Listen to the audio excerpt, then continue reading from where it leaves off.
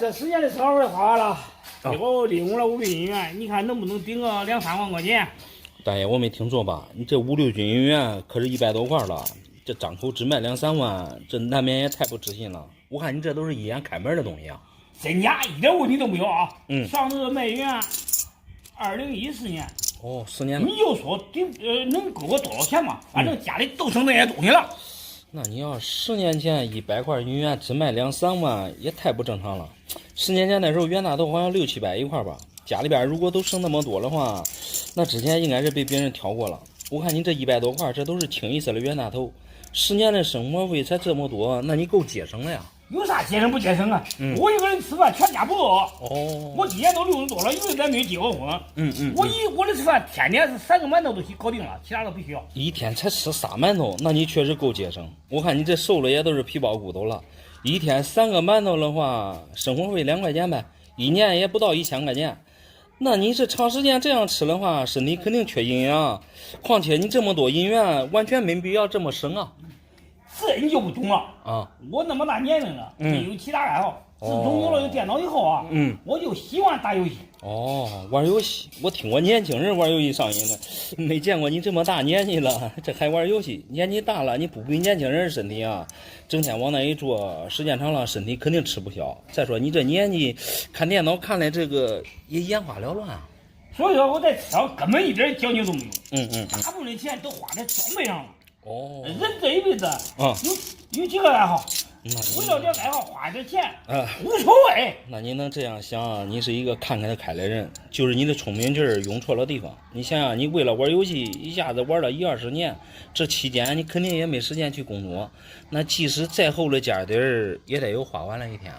这点儿你不用替我担心啊！我这一批也卖了，够我花11-20年。哦。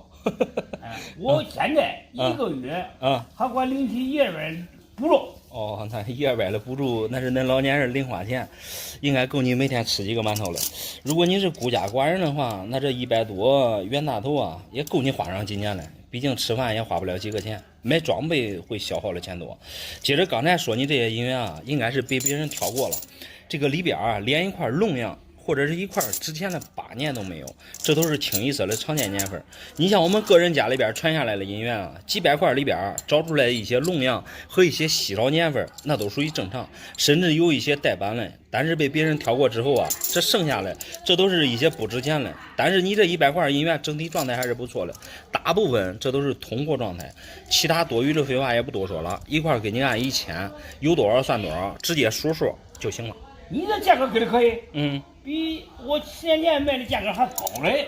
还真没想到，到比以前还能管多卖钱嘞！你看看，主要是你以前不太懂，大部分银元啊都被别人挑过了。10年前价格确实便宜，你如果说10年前没被别人挑的话，这里边肯定啊能多卖好多钱。只是这个价格你觉得满意就行了。就是玩游戏，我建议你啊，尽量以后别玩了。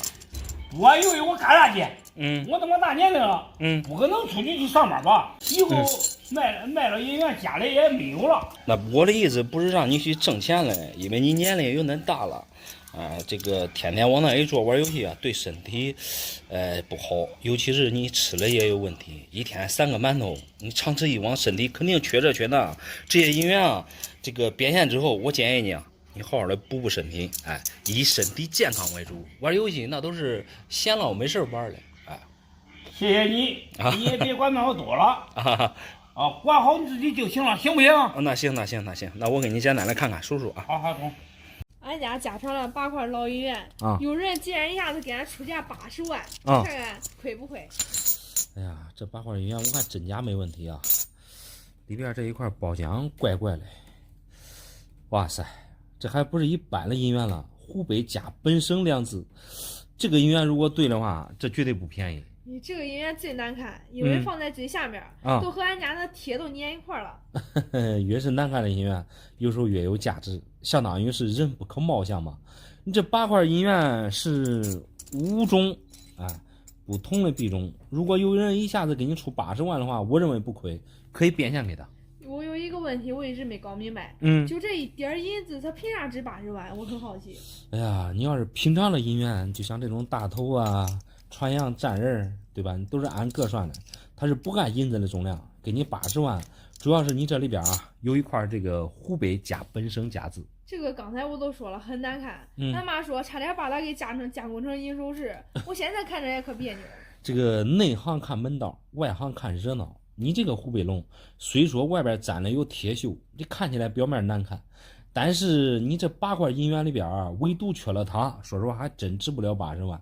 说实话，这剩下的这几块，这都是平常我们常见的银元。你这一说，我想起来了，他每次给我打电话都特别关心那2个带龙的银元，然后叮嘱我跟我说拿的时候千万别摔着了。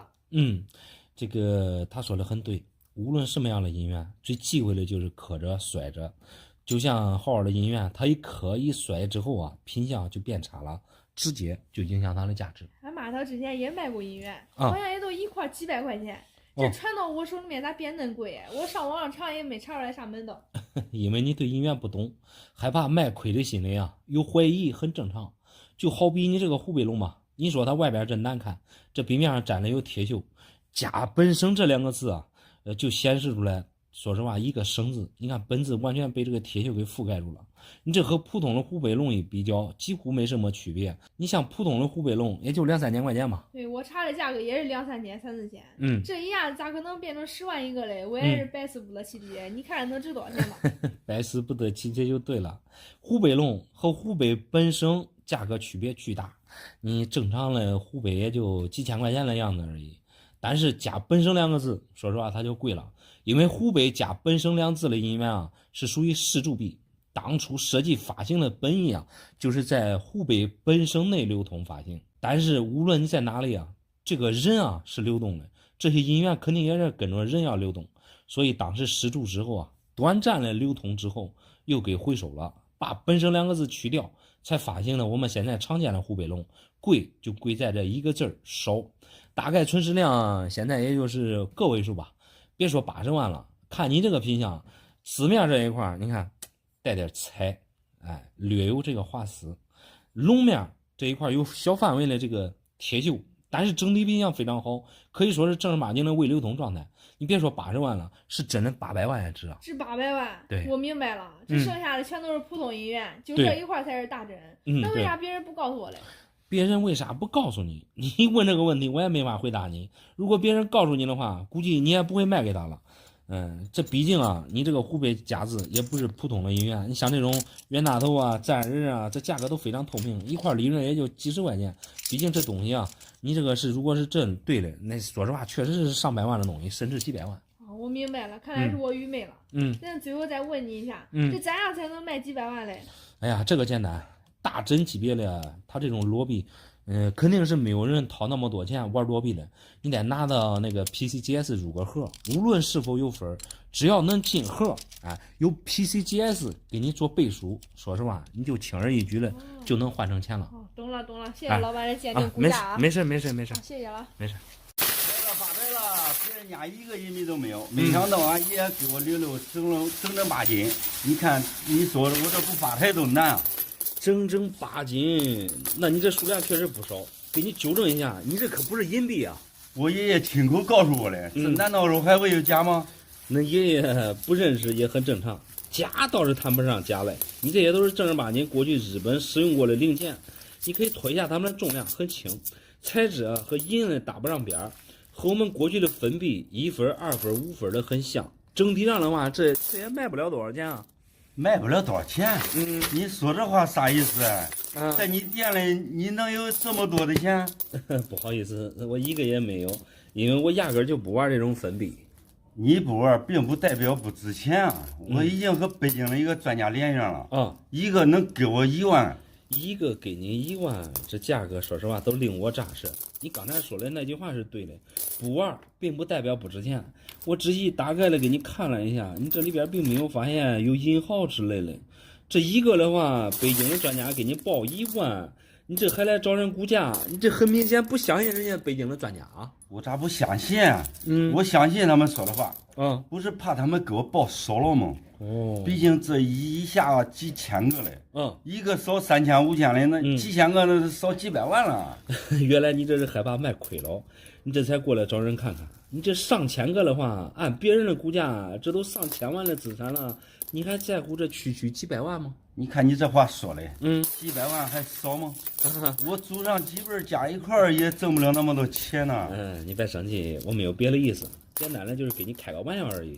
几百万确实是不好挣，我们普通人想挣那么多钱啊，必须得付出很大的努力。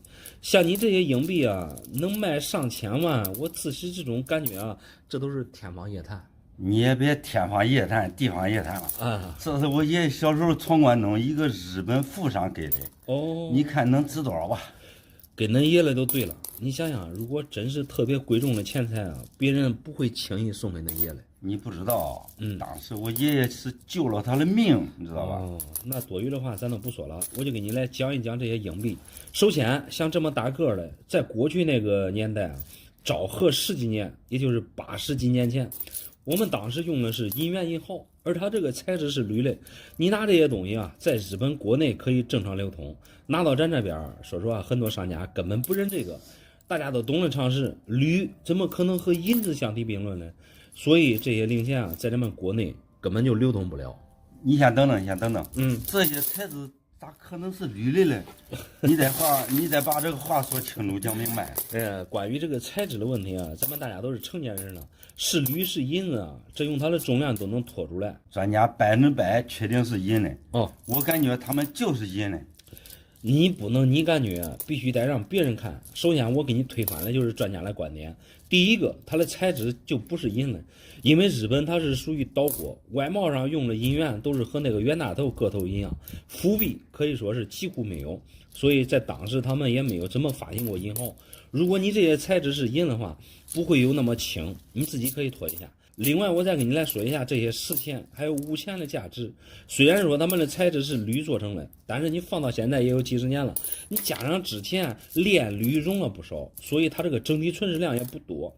你这个大了呀，是1块钱一个，小的也就几毛钱。像这种啊，咋说呀，是目前它的市场价，并非1万块钱一个。那为什么北京的专家都说1万块钱一个来了？恁俩究竟是谁在说谎呢？我就这样跟你说，有些网上专家的话不可信，他把1块钱的东西给你说成1万，这是什么概念？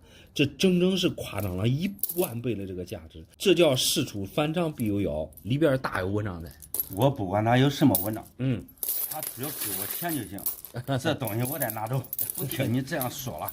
那你也老大不小了，你具体能值多少钱啊？你自己看着办吧。好，我感觉这一次非发财不可。咋来？收300块钱的破烂，没想到我收到真金白银。哎呀，反正是别人家的东西，不要白不要。300块钱收来一堆真金白银，大爷你这收来的还真不少啊！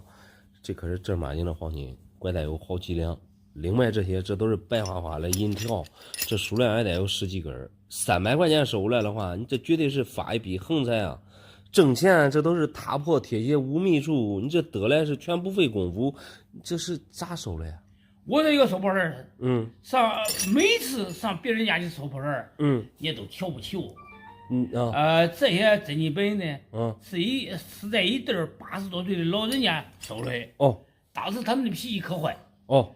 又让我给他扫地，打扫卫生，擦缸，擦到他那来，又要给他倒垃圾，一点点都没有尊重我的意思，成天上人家去。这个无论做啥工作啊，说实在的，没有说谁瞧不起谁，可能是他们老两口平时吆3喝6的习惯了，这个你不用太在意。别人都说吃亏是福，尤其是出门在外啊，这个手脚勤快点没什么坏处。打扫卫生、倒个垃圾之类的，这些累不坏人。这一次虽说让你干点活，这一次不是300块钱让你捡个大漏吗？你这不是挺好了吗？我也知道，我会捡漏收一辈子破烂啊，这是第一次遇到这样的事儿。他们不光脾气赖，还抠得很。本身200多块钱的一箱书，最后续带给我要300块钱，给我气得不能行。老年人嘛，几十块钱看着都比较仔细，这都可以理解。无非啊，就是对你们来说多赚点少赚点的问题。有时候也感觉你们挺不容易的。反正我多少知道一些，像你们收破烂的，多少会捡一些漏，但是没想到你今天能捡那么大的漏。我放到以前呢，但是我都给他送过去。但是我一想呢，他们俩脾气太赖，太坏了。再加上他们那些书，我也赚不到啥钱。挣钱不挣钱了，做人原则还是有的。人家是300块钱卖给你一箱破烂书，说实话，这并不包括这一堆金银，很有可能啊，他们卖破烂的时候忘记拿出来了。毕竟这是一笔不小的数目了，建议你还是归还给他们老两口。还不还那先别说着嘞。你帮我估算一下，能给我值多少钱？我听听这个数。你虽说是收破烂的，但是现在你应该知道，现在涉及到大宗商品，尤其是金属啊，价格都特别贵。尤其是这些纯质量稀少的金银，现在黄金1克都400、700了，你这一点怎么着也得有4、5两重，这妥妥的10万块钱以上啊！乖嘞，就这一根能管顶10来万吗？对，那这几十根值不少钱了。你不要看它个头小，实际重量它又能重10来万，至少不多。而剩余的这10几根的，这都是银条。光看它这个光度的话，应该是3个9的朱银。银子的价格远远比黄金逊色多了。虽说1克只有5、6块，但是你这数量又嫩也，我大概给你估算一下，怎么着也得有一个10来万，至少不多。乖，真没想到能值这么多。我这300块钱收一下，收20多万的东西，说出去谁也不会相信呢。这得几百倍的利润呢。你可以算一下嘛，300拨20多万，妥妥的700多倍的利润。在咱们中国啊，暂时还没有谁能像你这么盈利呢。毕竟你这一下子赚那么多，这也不是一个小数目了。你放谁身上去赚20多万，这都得好多年。所以啊，你要听我一句劝，赶紧把这东西啊给人家还回去，以免啊给自己惹到不必要的这些麻烦。我觉着你说的对。赶紧叫这东西还给他还回去，还包起来。对，抽时间我去给他们俩谈谈，懂不懂？这就对了，挣自己该挣的钱，给自己少惹麻烦都齐了。好。我媳妇儿这一次可把我气坏了。咋了？我给她下了8800的彩礼，结果她只给我带回来3块破银元。哎呀，你这3块银元，这状态都不错啊，这哪是破银元，典型的龙阳3000克、大清赵中和北洋，这状态你还嫌弃个啥呀？UNC 的大清宣三，这底板非常好。VF35的造币中厂原生态的状态，就连你这个北洋龙，这都不是普通的呀，这是北洋里边的大名誉品，卷3起4，8800的彩礼，你换过来龙阳3000克，你这绝对是大超值啊！你可别忽悠我了。我家过去也是大地主，像这种银元啊，以前到这都是好像10几块钱一块都给卖了。尤其是俺岳父也太坑他女婿了。8800就换回来3个破银元。那岳父真没有坑你，送你这3块银元，这都是精品。虽然说你国家过去啊是大地主不假，银元多和这3块没任何关系。你10几块钱一个卖了，那卖好多年了，只能说那是过去的事了。你对这些银元不懂的话，我可以啊详细的给你讲一下。你不用给我讲，我对银子的实时价钱再清楚不过了。现在的银子涨价了，好像1克也就5块钱吧。30多克的重量，加起来也就100-200块钱的样子。3个加起来，它是500块钱一大管。哎呀，不得不佩服你这账算的确实挺溜。最近一段时间啊，这个金银价格确实是疯涨，但是银子价钱和这个银元价钱没有丝毫关系。银子它又不是银元，你有多少钱，对吧？你可以尽情的买，但是银元它是固定，过去发行了都那么多，现在又是无机文物，你确实对银元不懂，不讲清楚啊，你这个误会啊，我感觉是很难消除。没啥误会不会误会的。我感觉这次我是栽了啊！我岳父说好了不让我吃亏，结果转身给我来这一套。我反正还是越想越不对劲。我后悔相信他们了。你这婚都已经结了，你们都是正儿八经的一家人了。既然给你这3块精品银元，我就给你简单来说一下。先说这个 UNC 的大清，你看这状态，大清宣三，说实话发行量确实多，但是有你这个状态确实少见。UNC 92就代表着未流通，你这个还是一个深板龙，龙尾已经出云。状态确实是不错，而且还带光。我给你初步估价的话，就这一块3万左右。我没听错吧？乖乖的，那贵呀！对呀，再说这另外一块这个北洋，这个北洋啊，我们常见的也比较多，但是带好版的卷山骑士是它的一大名誉品，也算是北洋里边最贵的了。你这个状态确实是不错，哎，然后酱彩吧，全身酱彩，而且这个色彩也非常均匀，龙鳞非常好，字口也非常清晰。就你目前这个状态，也能卖个2万左右。乖乖的，这个也不便宜啊！对呀、咱估价估的都那么贵呀！不是我估价估的贵，你这里边本身就没有便宜的，包括这个 VF35的造币中长，这个也是原汁原味的。尤其是它这个啥，它这个状态，你看它这个包浆是属于浅黄油包浆，这种状态确实不错。我给你现在初步估价的话，也得个2万多。你这一说，这加起来好几万啊！加起来7万绰绰有余。78800换对呀7万，你到底收不收？你给我说那厉害。我给你说的这个价格都是现在的行情价钱。说实话，你这都是精品，你可不是那几十块钱一块的银元。你再说，我不是闹个大误会吗？我叫俺岳父跟俺媳妇想的也太不是人了。主要是你对这个银元不懂，再加上人家过去是地主，之前卖的有那个价格，所以说你这是误会了。对，我对那都没有概念，知道不知道？对，你这是误会，把误会消除就行了。那得谢谢你，你叫我误会我解除了。没事，不用客气。那我回去这银元拿回去吧。再给咱们赔礼道歉啊！谢谢你啊。没事没事。我这个人呢，啥白虽然啥都不懂，但是我并不傻。哦，我怀疑我这回收破烂收一条白金，你看看。大爷，你别开玩笑了，你这收破烂咋可能收到白金呢？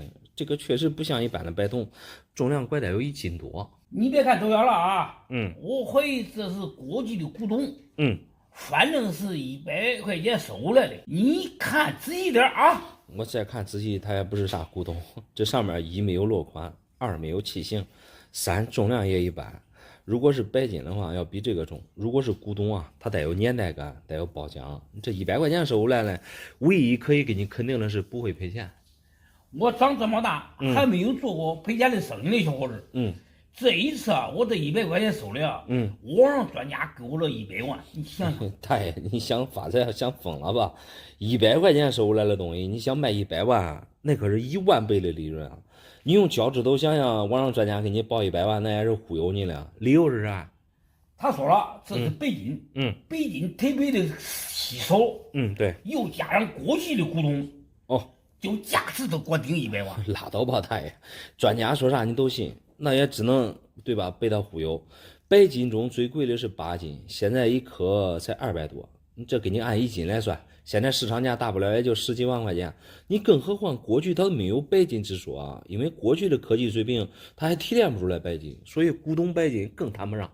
你们俩说的正好恰恰相反，就因为过去提炼的水平有限，这是过去清朝提炼的第一根金条吧？那他这样说的话就不抬杠了。我看你呀，已经被别人给洗脑了。这个网上专家的套路很清晰明了。你想要他的100万，他想要你口袋里边的几百几千的那个鉴定费，花几百块钱无所谓。你只要给我找到100万的买主，我愿意给你几千块钱的好处。大爷，我不知道你是真聪明还是假聪明。如果你这个东西能值100万的话，你不用给我1分钱的好处费，我自己心甘情愿掏腰包，二话不说就直接给你买了。你何必多此一举要你的好处费了？第一，我为什么说它不是白金？首先，这个白金啊，无论是铂金还是钯金，它这个密度和黄金相接近，像这么大个的，绝对不会有这么轻的重量，这个是很关键的一点。你包括它的颜色、硬度也不是这个样子的。白金它发乌，而你这个你通过上面，你看它这个带伤的地方，你包括它背面的这蜂窝，看里边，这很明显是发白了，很明显上面也没有包浆，也没有老气儿，这一看也不是古董。你刚才说是清朝了，以那时候的科技水平啊，很难从矿石中提炼出来如此精度高的这个白金，因为定面你看它这有气泡。这个气泡就是常说我们的蜂窝，这很明显就是铸造时间不够长的这个银条。你包括有些塌陷的地方看就是银条，而且含银量也不会低了，看样子应该是3个9吧，所以价值的话也就几千块钱吧。银子，绝对不可能。人家专家白纸黑字加工装一定给我鉴定过了，他承诺我100万。哎呀，像你说的这个专家来伎俩啊，完全是套路你这种啥都不懂，还一心想发大财的小白。你这老头也真是的，自己100块钱收了东西，对吧？小赚一笔你还不知足，你非得想往100万，具体是啥？你找卖给你东西的那个人问问不就知道了吗？我就找他问啊，你当我是傻子啊？我捡这么大的时候，我回去找他问，这不都是自投罗网吗？哎呀，问清楚也总比你这稀里糊涂的上当强。你这搞不好就是在玩火，人家专家可不是吃素的，柿子专挑软了你。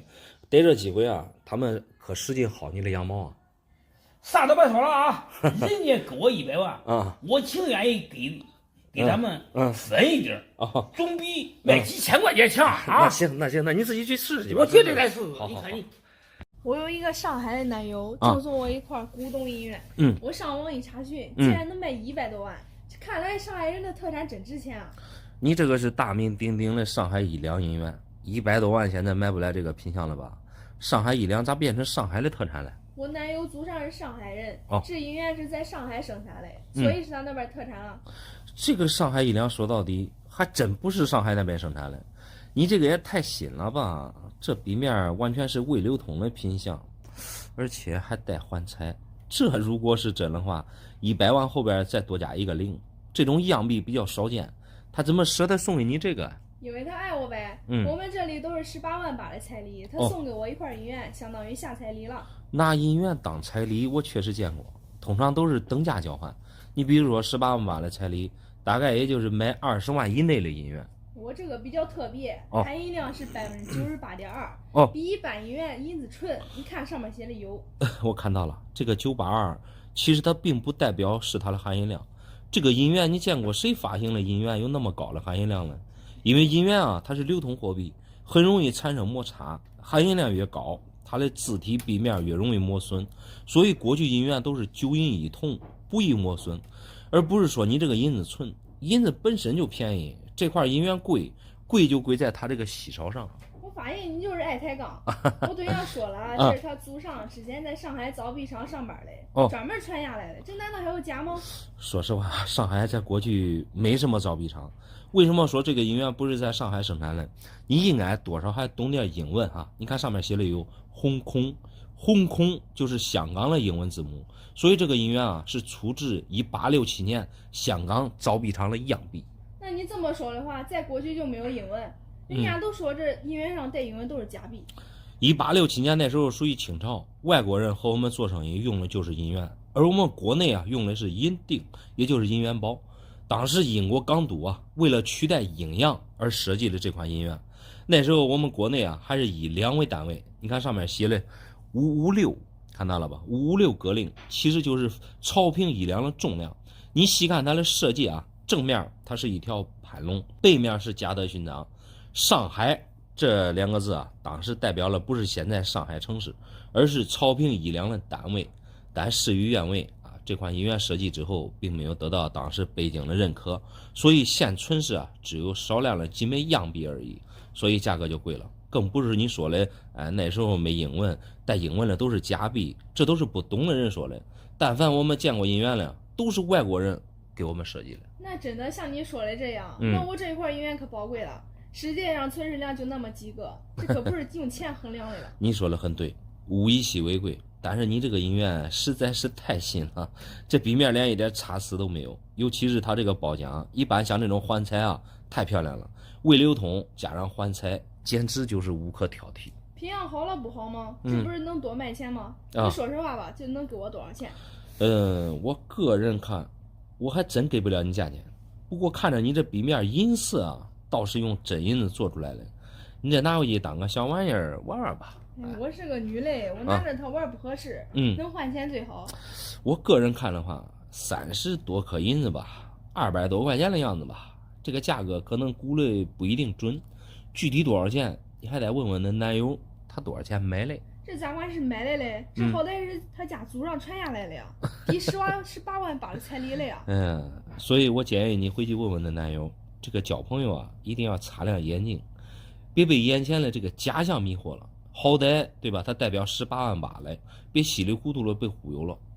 你少忽悠吧，少忽悠我吧，我还是再找其他人看看去。对，多转转，多问问吧。我怀疑啊，俺老丈人忽悠我了啊！给俺媳妇儿下了8.8万的彩礼，俺老丈人却送俺媳妇儿100块银元。你这是不是有啥误会？8.8万换回来100块银元，你这叫稳赚不赔啊！来，我看看啥样的银元。我怀疑这银元应该是假的，放煤气灶上一烧，你猜怎么着？直接变黑了。哎呀，我看你这银元没问题啊！你看它这边齿的话，这都是一眼开门的东西啊！你放煤气上烧，肯定发黑啊！你这是当我没学过化学吗？银子越烧越白，绝对不可能烧黑的。哎呀，具体你烧的是哪一块是啥样的还不知道。像你这种银元啊，它们的含银量只有89%左右。光你拿过来的这些，这都是一眼开门的东西，真假没问题。这里边我看还有很多带龙的，还有很多带板的呀。啥带板带龙的我不清楚，因为我家里面有电子秤啊。这100块银元啊，我放秤上一称重量，只有区区的5斤半的重量。按斤算的话，才值30千块钱吧。那你这样算不对，100块银元确实5斤半的重量，但是银元啊，它又不按银价算。你的意思是这含银量不纯？难道30千我都算多了吗？那你是想多了。首先，银元并不按这个银价算，更不会说含银量不纯，价钱更便宜。按银价算，完全是你对银元不懂，因为现在的银元它是无机文物了。在过去啊，从数量上说，固定的它就发行了那么多。你看收藏来说的话，现在这都是1比1价了，还1比1价？对。以我老丈人的态度啊，我感觉他就不会对我好了。因为当初他给我要彩礼的时候啊，说8万、18万、28万，让我们随便拿。结果我拿个最低的8万8。说实话，你的感觉啊是错的，给你没要太多的彩礼，足以可见的老丈人啊是一个宽宏大量的人。我倒真没感觉出来，总感觉啊，给俺媳妇儿这么多陪嫁，都是在笑话我。我倒没看出来咋笑话你了。通过这100块银元啊，可以肯定的是，那老丈人是一个实在人。现在结婚那么多啊，那一下子能拿出来100块陪嫁银元的少之又少。你少忽悠我。我给你随便拿3块银元吧。你看这3块。我看。哎呀，你帮我看看能卖多少钱吧？那行，那我就给你拿这3块银元为例。最值钱的呀，当初这个招币中长，是我们普通人家常见的银元里边最贵的币种之一，龙阳3000克之首。因为你这是裸币啊，看品相的话状态还行吧。照中看鼻子，鼻子没有磨，龙鳞也是倍儿棒，币面也算是全身打的状态。你就按现在随便入个皮盒带分的话，35分，最低也得卖个2万多了吧？这一块20多克的银子能值2万多吗？对，你这不是忽悠我吧？我想不通，这银子咋比黄金都贵啊？那比黄金贵的银元多了去了，品相各方面好了它都不便宜。剩下来这2块大头，这说实话，你搁平时啊，这都是常见的冤大头，比较常见。你这2块有没有发现它们也是有区别的？你看原相长得都不一样，再看夹合面。它这个区别也是很大的，这在我们行内是所谓的这个板别不一样，这一块粗犷一点的是甘肃板，另一块这个是常见的天津板，而且你这个甘肃板还是一块3眼皮，大概价值一块顶这个2个了，这一个2000多，这个1000多呀。没想到这里面竟然有这么大的区别。对，那我这100块保守估计得多少钱？你这保守估计不好说，因为这数量比较多，很有可能这里边有很多板，里边应该也有这个值钱的。你看普通的大头估算的话，100块轻轻松松10几万吧。如果里边找到有特别值钱的板，我感觉20万差不多应该是绰绰有余。呀，听君一席话，胜读10年书。啥都不说了看来是我见识短了。主要是你不懂，了解清楚之后把这个误会解开就行了。东西不错。为了方便保存，我等一会儿给你拿100个这个保护盒，给你好好的装进来，省得磕住碰住了。还送我东西？对，好，真是个好人，谢谢你啊。没事。